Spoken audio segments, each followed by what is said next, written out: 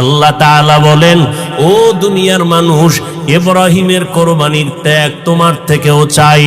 ও মুমিন, এই ত্যাগ স্বীকার করতে গিয়া তোমার থেকে রক্ত চাই না, গোশত চাই না, আমি চাই তোমার অন্তরের ত্যাগ আর মুহাব্বত আর তাকওয়া।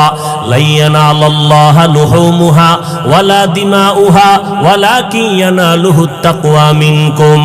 ও আমার যুবক বাবারা, ও পর্দার আড়ালের মা বোনেরা, ও বৃদ্ধ বাবাজি, আমার আল্লাহর পরীক্ষায় পাশ করিয়া জান্নাত পাওয়ার জন্য একজনের চেষ্টায় হবে না।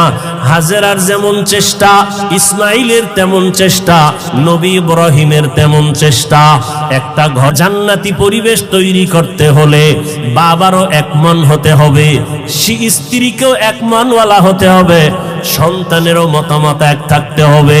স্বামী আর স্ত্রীর মন আর মতামত যখন এক হবে, সন্তানের মতামত যখন মা বাবার মতের সাথে মিলিয়ে যাবে, ওই সন্তান ওই সংসারে শান্তি আসবে, আল্লাহ রহমতের বাড়ি দ্বারা বর্ষণ করতে থাকবেন।